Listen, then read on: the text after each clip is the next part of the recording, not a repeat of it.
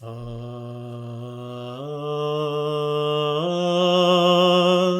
the lowest to the highest, from the furthest to the nearest, from the smallest of the smallest to the greatest of the greatest, yoga is about all of life, everything we do, all of existence.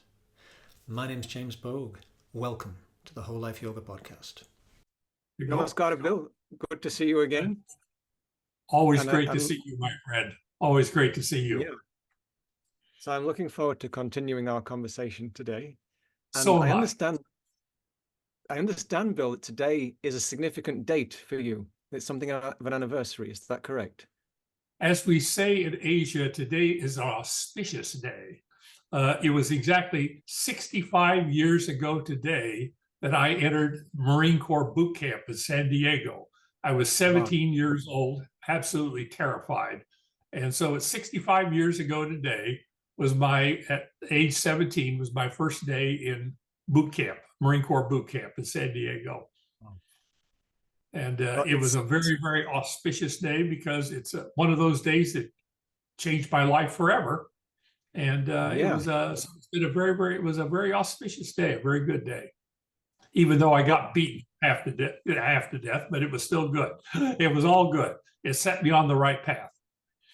Well, I'm very curious to ask you about this, Bill, because, often when I'm talking about yoga, I'll suggest the idea that the whole process of yoga is about changing our mind, changing our understanding of who we are, and actually inviting ourselves into a genuine, lasting transformation, a change that is sustainable. So it sounds like on this auspicious day, 65 years ago, you experienced a kind of initiation or a shift or a turning point. And I'm keen to ask you, Bill, with all of your years of experience to the path, what actually you feel, what facilitates the real lasting change and transformation? And why was that experience 65 years ago so potent for you? So 2 or 3 questions in one. But well, it's what they call an absolute moment. It's an absolute moment. And the key word that you so beautifully used was transformation, because it's the beginning of a transformation.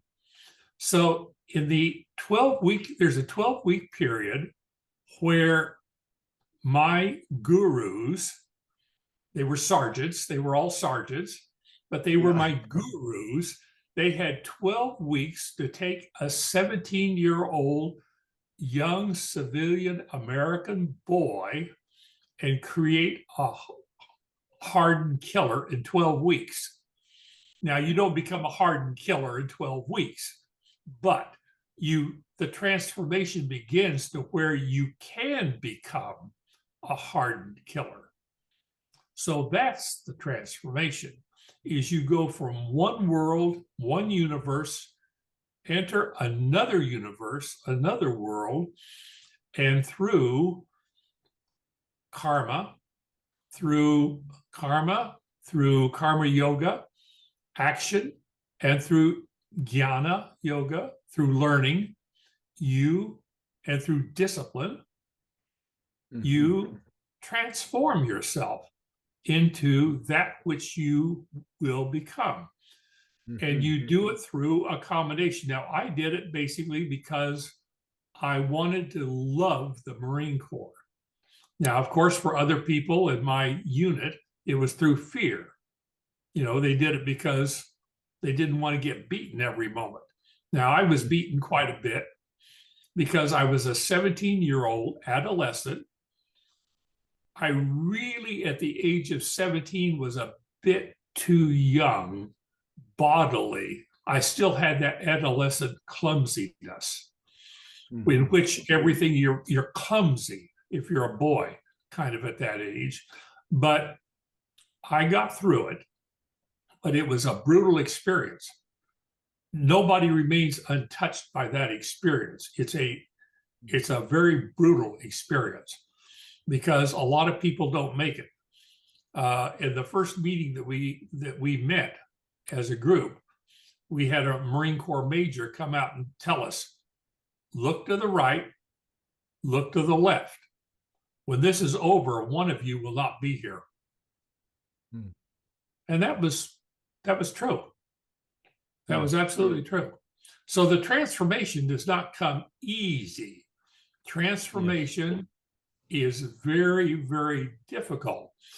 And when you deal with students, a lot of times you really don't know what to say, because the student must really love and learn to love what they're going to enter. And they must be prepared for the incredible kinds of hardships that are going to come with that experience. Now, I don't imagine you beat your students.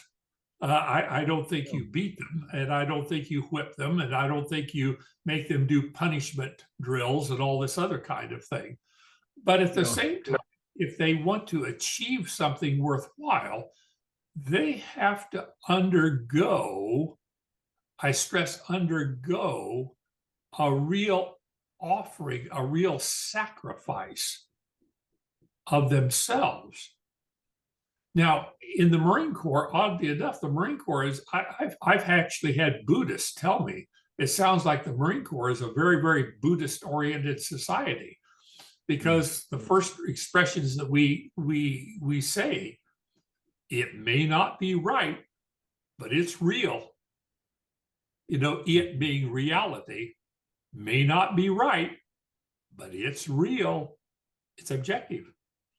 Or another favorite expression is, reality is a bitch.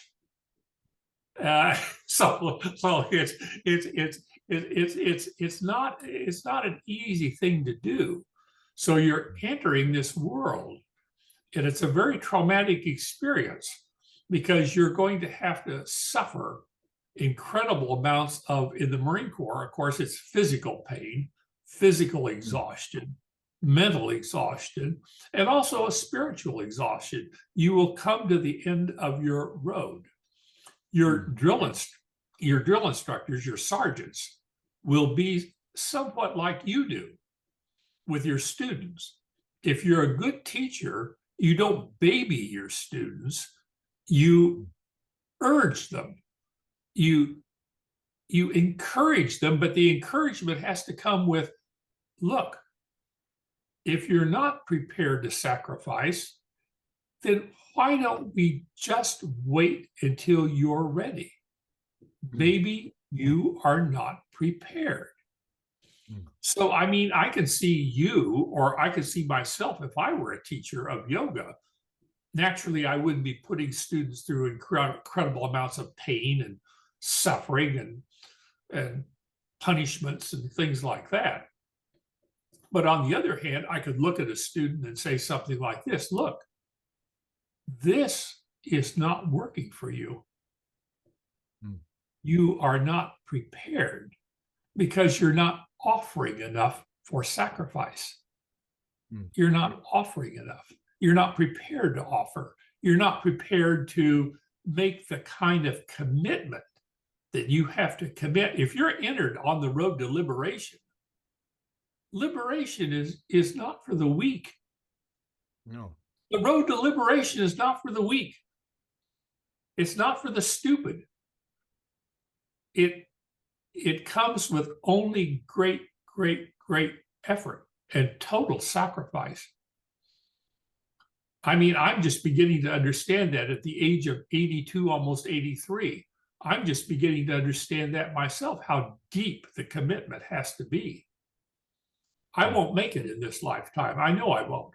But I'm going to work as hard as I can to get as far down the road as I can in this lifetime. But I already understand that unless I'm graced with something that comes along that I'm not aware of now, I won't make it. But I am on the road, and I am prepared to make the sacrifice necessary to do so. I learned that in the Marine Corps. In the Marine Corps, if you're not prepared to go all the way, then don't go. Don't start. If you're not prepared to go all the way, don't go. Same thing goes for when I went through airborne training. I went through airborne training. We started with a class of 69. We graduated 29. I graduated with a fractured leg, but I was determined to get through. I made my jumps with a fractured leg. And then I went to the hospital after it was over, but you have to make a total commitment. The commitment must be total. Yeah. Halfway measures don't work. So I don't know what you're doing, Jay. I don't know what can you tell me the kinds of things that you do? Because I suspect that I would always be polite, like with my students, but I would be severe and I would be direct. Yeah, well, I remember when we were both teaching at Chulalongkorn University, I had the reputation for being a hard marker, and some of the students became, if they found out that they had me for the essay writing course, I was aware that some students were very worried at the beginning, but then over the course of the semester, their worry generally dissolved because they understood that I was inviting them to develop a prowess and a confidence that was based on them developing their own voice and making the teaching their own. So you mentioned through karma, action, jnana, knowledge, and then some type of discipline, or we might say bhakti, devotion. That's where the real transformation occurs, when it's this whole system approach. So in the course of developing, just say, for example, writing skills, one can write to a certain level, one has a certain proficiency, but if one wants to take that to a new level, to be able to start writing essays, if you've just been writing paragraphs, for example, then you might not be very good at writing an essay the first time you do it. And you have to swallow that and allow yourself to go into the unknown where you're not so fluent. And so you're sacrificing the sense of self of being the person who is already competent. And I think one of the things in the world today is that once a person gets to a certain age, we generally get used to a certain level of competence because we do the same types of things again and again. And when we enter an arena in which we're not so experienced, it can feel rather intimidating. And so there's often the temptation to shy away from those things and just kind of play safe in the known familiar comfort zone. But if we want to become more who we really are, I mean, for me, yoga begins when we own and acknowledge the ways I've been operating up to now, they're not quite cutting it. They're not allowing me to experience existence as fully wholly as I would like and as I feel is possible, and perhaps I could do something about it. So what I can do about it, from my understanding, is invite myself into a wholer, fuller experience. And so this is why karma, action, jnana, intellectual understanding and inquiry, and then bhakti, devotion, discipline, commitment, all those elements have to be together if genuine change is going to occur. Because on a great day when I'm feeling very clear and resolved and I'm fed up with my old obsolete habits, I can say to myself, oh, I'll never fall into that pit again. I'll never do that again. But then when I've had a difficult day, a difficult week, perhaps a difficult month, I've had it up to here. Old habit emerges from the shadowlands, extends its hand and says, I'm still here. Let's do the old dance. And before I even realize it, I'm back in the old habit. So if I want to transform, I need to give the whole system the experience of a new way of being. So it sounds to me, Bill, like in that initial 12-week training with the physical rigor, let's say as a 17-year-old, like hats off, Bill, because I know like when one's still growing, it's sometimes it's so tough. Like I remember I used to play a lot of basketball at that age. And sometimes I'd feel I was flying, I was so in the zone. And then all of a sudden there'd be a day where my body was it wasn't coordinated. And I'm still growing. It's like, that's what it is. It just takes time for all this stuff to assimilate. So you go from being this young person who's used to having a little bit of room to maneuver and for your body to do what it needs to do, to then fit that into the mold of a US Marine. That's going to affect you all. You can't, even though it's very physical discipline, you can't do it without the mind and the spirit fully cooperating because it's so rigorous. Yeah. So that's one of the things. Yeah, one of the things that's so beautiful about the military and the Marine Corps, in my experience, is my sergeants were my gurus. and they wanted you to be the best that you could be. And they would work hard to make sure that you became the best that you could be. Now, when I went to my first unit, I was still 17 years old, and I didn't know anything about the Marine Corps. It was an infantry battalion. It was a great infantry battalion.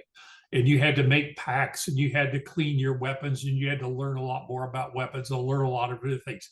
I had my squad leader was a 6'5" black gentleman from St. Louis who had entered the Marine Corps as a professional gambler to make money. That's why he joined the Marine Corps. Now, he was a lance corporal, like I said, 6'5", black.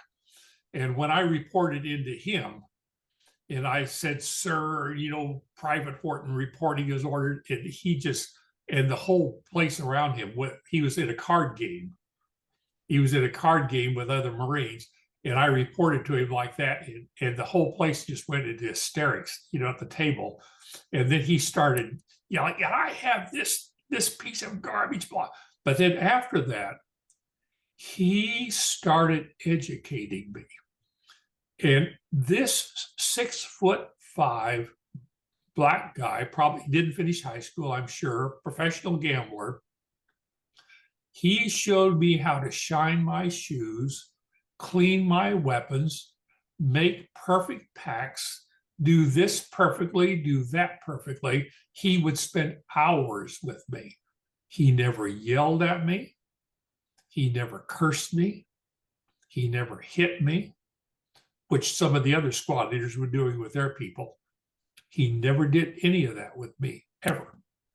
He said, and when I didn't get it, the first 20 or 30 times, he would just go over it and over it until he said, "You are going to learn to do it perfectly." Because when you can do something perfectly, you don't have to depend on anyone else. You can do it all on your own. You don't have to depend on anybody. He said, "That's what I'm going to teach you." And he did. And I owe him a lot. His name is Brewster D. Young. I will mention that name because I honor it. I pay respect to him all the time. And I don't know what happened to him, because when we got to Okinawa, well, unfortunately, they have a white lightning kind of liquor there, and it can turn men into real beasts. And he just, like a lot of people, he got into alcoholism. And I did the best I could for him for a while. I washed his clothes, ironed his clothes, did his boots for him. I did everything I could, but he would be drunk in formation. And finally, they just pulled him out one day, and I never saw him again. So I don't know. I suspect he didn't have a good ending, but I still pay respect to him. Now, when I'm with my students as a teacher, my patience is infinite. I can spend hours going over and over and over everything. And I never raise my voice. I never get irritated, and I never get tired, because I know how slow I am. And I know how people like Brewster Young did for me, and other sergeants and other people I know have done for me. My teachers have done for me, and I will do this for my students. The key is infinite patience, but at the same time, as teachers, we have to examine the students. Are they prepared for the transformation or not? And my opinion is, James, is this. My squad leader, Brewster Young, and my other sergeants, they saw in me someone who wanted it.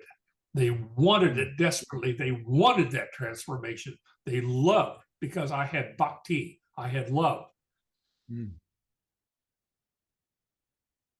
It's very interesting, Bill, because there's a few things that come up as you're sharing this.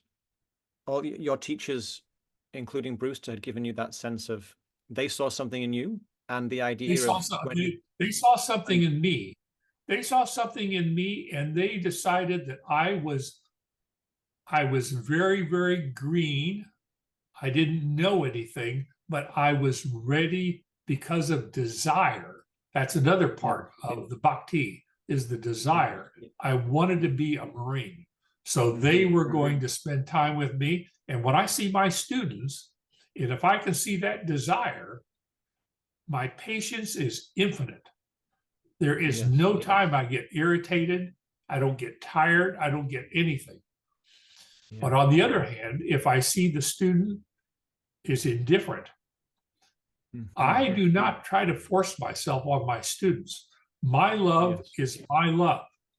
If they don't have the love, if they don't have the bhakti, then you cannot give it to them, and you can't force it on them.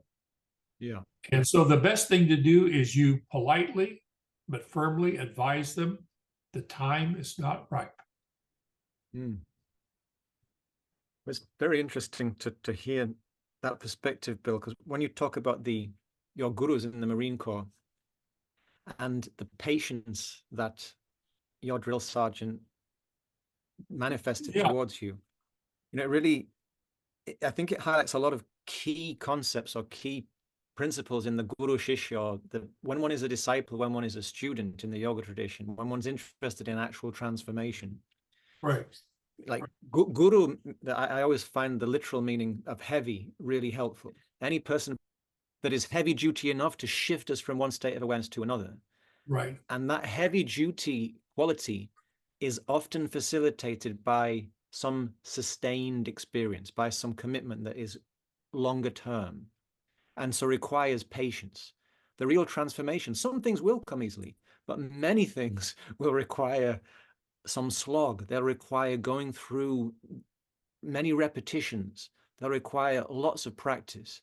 So the way you described your journey there, Bill, I find it is very, so helpful in terms of a person who's actually interested in personal transformation, because we can believe this lie that you just do the weekend workshop or you just do the 6-week course and then the job's done. Whereas really, as you've made very clear, you got initiated into this path of radical transformation 65 years ago. But today in your 80s, you're every day, every month, every year, you're still tasting and discovering what it really means to have that deep commitment. Exactly. Because it only gets the love and the journey in the karma yoga, the jnana yoga, and to me, bhakti infuses both karma and jnana yoga. I mean, to me, there's no difference between bhakti and jnana and karma yogas. No difference at all. They're just all different aspects of the same jewel, to me. But you've got to have that desire. The desire has to be there. The desire for the transformation has got to be there. And you have to have patience. One other thing I just wanted to follow up on, Bill, because I thought it's a very beautiful point. I think it's something that I've noticed. For example, one of my meditation teacher in Thailand, he was a person who is a very particular person. He's very, very devoted. And his interaction with reality is a little bit unusual. And he's not always punctual. And one of my friends, a friend of hers, wanted to learn to meditate, but had heard that this teacher was sometimes late, and she said, I just can't tolerate that, so I'm not interested. And my friend said to her, what you would learn if you go to this, you've been waiting for many, many years. So if you have to wait a few minutes or even a couple of hours on the day of the first appointment, I think if you do it, you might realize it was worth that sacrifice. And so when you described that your drill sergeant, he had his personal travails, he had his personal troubles, and yet even though the teacher was imperfect, he could still deliver you the perfect teaching if you had that real attitude of studentship. And so it sounds to me like, Bill, in your relationship with him, he was able to be the perfect teacher because you came with that genuine attitude of apprenticeship and the willingness to explore, the willingness to go beyond the known. And he saw that, and that inspired him then to be this beautiful guide and a real kind of steady support. And I just feel in the world today, sometimes people that way. I never thought of it that way at all. I never did. Thank you, James, because I thank you very much for that, because I have never ever thought about it in exactly that way. So I want to thank you for that. I really do. I never thought about that, because I mean, his ending was, I'm sure he had a very, very ending. It could not have gone good. It could not have gone well. But at the time he was my teacher, he was so perfect for me. And the things he taught me stayed with me for my whole life, you know, and that's why I still pay respect to his memory today. Yeah. No, my teacher used to say, you know, if you keep looking, if you spend all your time looking for the perfect teacher, you'll just miss the perfect teaching that's always available if you cultivate the attitude of studentship, because the perfect human being doesn't exist. Everybody's going to have their flaws, and there'll always be something you can pick on to reject the messenger if you choose. But if you have the humility to recognize that a flawed person can be the perfect emissary of what you need to receive, then you open up not just the opportunity to learn from them in that particular instance, but you expand this attitude of genuine apprenticeship and studentship that allows you to learn from everything that life offers you.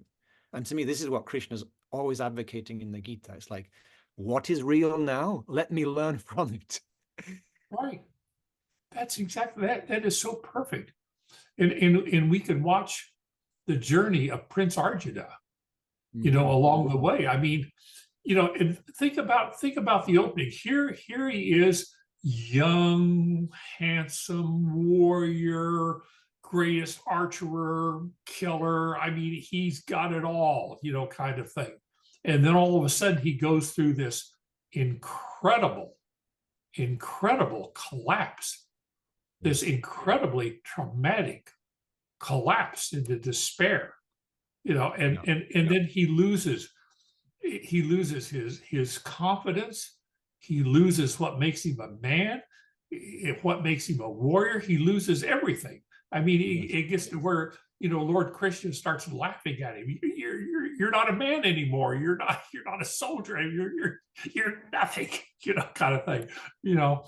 And in other words, everything you thought you were is so much less than who you really are, Arjuna. So stand up and make the effort, fight, engage to recognize who you really are beyond all of those ideas that you've previously confined yourself within. But that message comes with, we have to be ready to die this ego death, to let go of our idea of who we are. And I think, to me, this is one of the things about initiation. And I was keen to ask you more about this experience when you were a teenager. Well, because the initiation in the Marine Corps is like the first thing we learned: there is no I. There is no you. As a matter of fact, the sergeants used to scream at us if instead of we said to the drill instructor, we said you, do I look like a female sheep? You know, EWE, you know, do I look like a female sheep? There is no you. There is no you. There is no I. There is no you. There's only being a Marine. That's the only thing you got to Marine. That's it. You know, that's what you're going. That's what you want to be. That's what you want to become. You're nothing now, but you want to be a Marine. No I, no you. You know, there is no I. There is no you. And then he starts screaming. You know, do I look like a female sheep? You know, it was hysterical. But again, there is no I, there is no you. Think about that. There's just being a state of being called Marine-ness. Now, they didn't put the ness on there, but that's what they meant. There's just this thing called Marine-ness, which is sacrifice in war. You are going to go to war and you will kill and be prepared to sacrifice yourself, because yourself is not important. being a Marine is important, not the self. That's the idea. Yeah. And so from what I understand, Bill, that's an ideal that you embodied for some time with I tried to. I'm not going to, I'll never, I did it, but I tried to. That was my attempt. I'll say it this way, it's my attempt. Yeah. And then what I understand, Bill, is after experiencing the horror and recognizing the evil that you were part of, then you did a similar journey of transcending marineness to something that's beyond that. Would you say it wasn't transcending marineness? No, I never. War is a very, very strange thing. It is a world of extremes. On one hand, there is the extreme of nobility, because you are prepared to sacrifice your life for that, whatever that is. It can be others, other Marines. It can be for being a Marine, whatever. But there is that. It's never in words. There's no words for it. It's in the realm of no words. So there's a transcendental that, which is the essence of nobility. Now, that on the other end of the spectrum is the essence of evil, because what we do is we kill people for a living. That's what we do. We kill people for a living. That's what we do. We hunt them down in jungles, rice paddies, wherever. We kill them and they try to kill us. That kind of thing. It's evil. So we live in this world of nobility and utter evil simultaneously.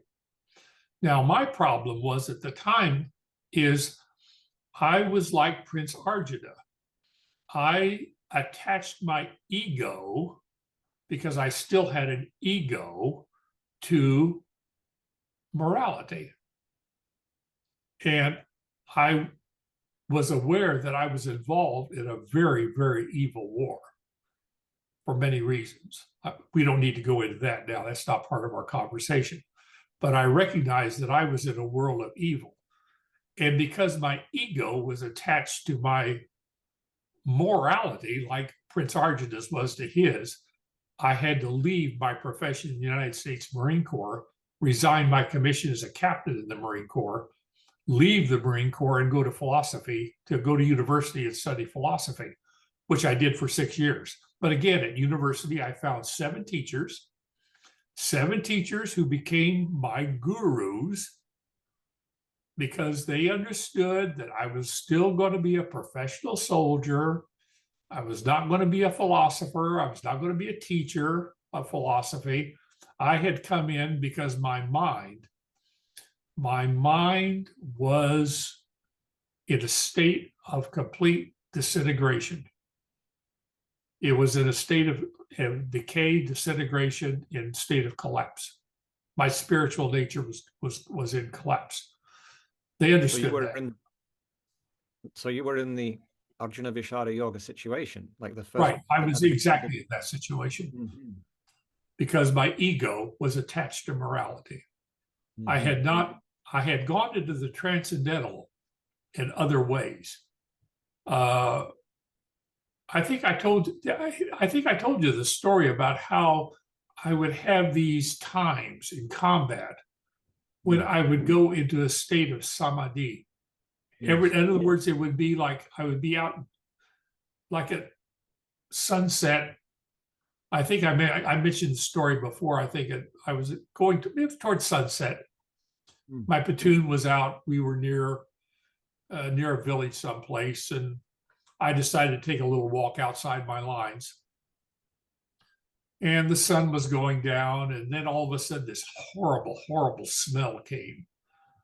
And there's only one smell like that, and that's dead human beings. Human beings really, really stink when they die.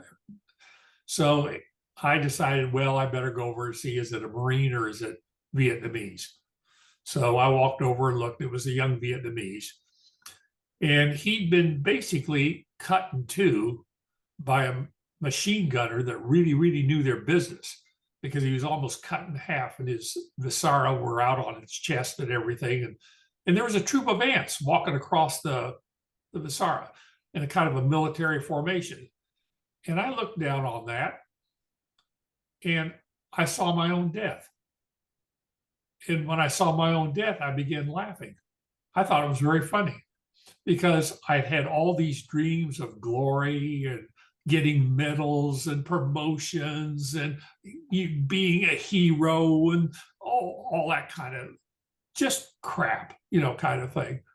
And then I just started laughing at myself and all my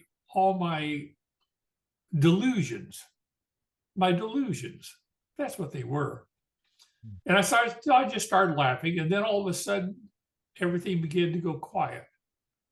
And I went down, lost contact with everything around me, went inside myself, and everything went totally calm. I was in an absolute state of equanimity. And then my radio man yelled for me, "Lieutenant, Lieutenant." That woke me up. And I went back. But that happened to me a number of times in combat. Yeah. And it always worked to my advantage. It was a very interesting experience. So combat taught me a lot of things. So it was quite useful. It was a great learning experience, tremendous learning experience. So I took that with me to philosophy. And then, of course, when I first met my first Zen teacher, oh, wow, I was really into, the Zen thing really caught up to me. And then I got into the Bhagavad Gītā with Dr. Kashinath Upadhyaya. And then I really got into it, So it was just a wonderful, wonderful experience. And they were so helpful to me. My teachers, my gurus were so helpful to me. They really, really saved my life. My teacher saved my life, no question about it. After 6 years, all my teachers told me, okay, we've got all the tools. You've got all the tools now. It's time for you to leave the womb. Go out, go back to the Marine Corps. Go back, make your living again, and work on it. But you'll have to do all the work from now on. So they all agreed on that.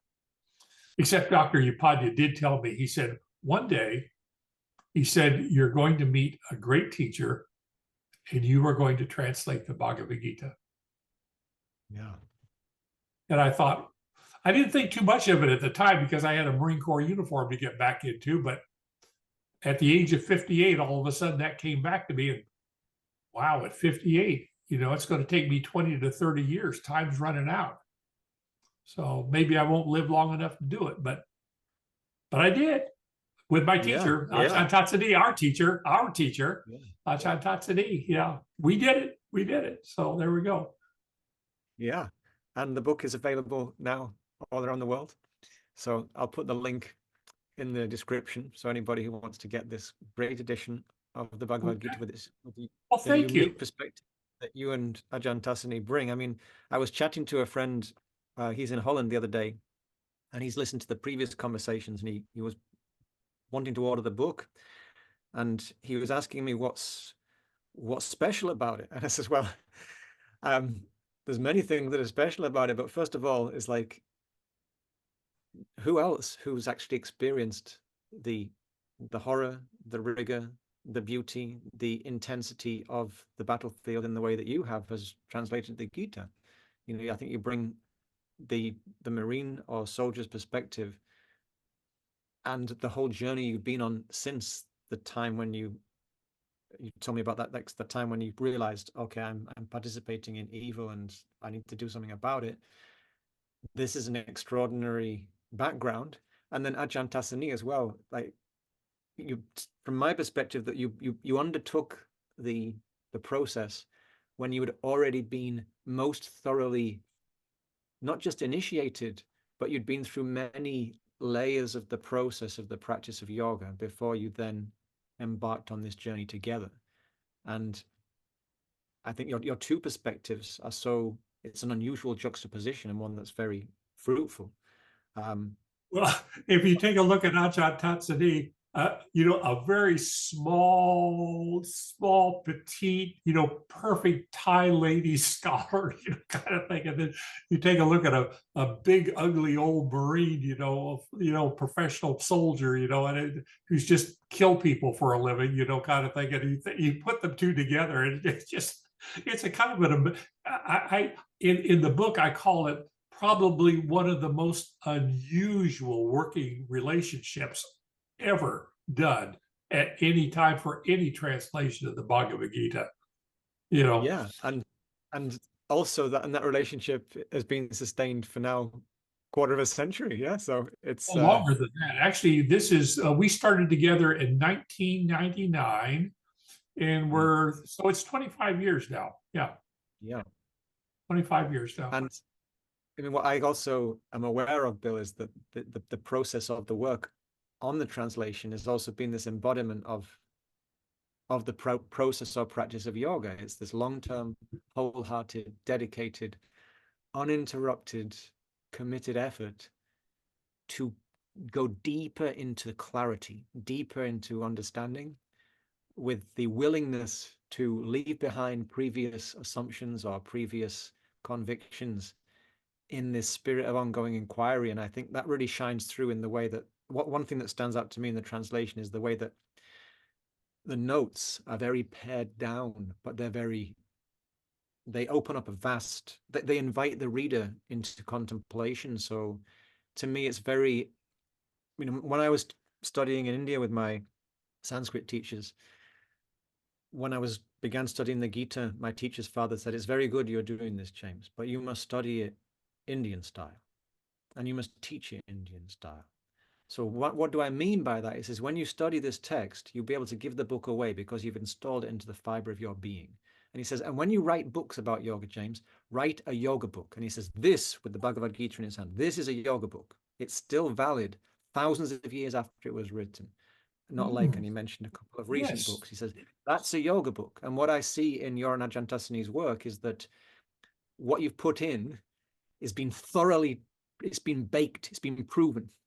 One of my friends, he's been taking a lot of courses I've done in recent years. He says he loves these teachings because they've been proven in the furnace of time. And what I experience in the commentary and the way that you have worked with the text is, as a reader, I'm so privileged to get these perspectives of two people who, it's so many decades. It's two lifetimes of rich, dedicated experience and rigor, this commitment to the path that infuses the translation. So I always think I've recommended the translation before. I'll continue to do so, but I want to thank you and Ajahn Tassani again for that. I'm so glad. Bhakti. Yeah. And I would also like, Bill, to continue the conversation. There are many more themes I would like to ask you about. Okay, we'll do it. We'll do it, my friend. We definitely will do it. Yeah, we'll do it. For today, I think it's about time to wrap up. But I was just wondering, Bill, on the theme of initiations and transformations, is there anything else that you might like to add? No, it's one of the things about initiation and transformation I want to leave our friends with is it's hard, very, very hard. You will do nothing harder in your life. If you decide to go down the road of transformation, you must prepare for great, great, great suffering, but also great, great, great reward. But remember, as we say in the Marine Corps, nothing good comes easy. I'll leave with that. Yeah, that's fantastic, Bill. I say that, yoga, it demands of us, but it's a a self-validating practice. That the practice Exactly. is its own reward. The effort is its own reward. And Yeah. that's Bhagavad Gītā 101. Yeah. There Make you the go. act its own reward. There you Yeah. go. There you go. Okay, my friend. Okay, we'll do this again soon. I hope. Yes, I look forward to it, Bill. Okay, you take good care now, my friend. Take good care. And you, Bill. Take good Bye care. for now. Okay, bye-bye for now.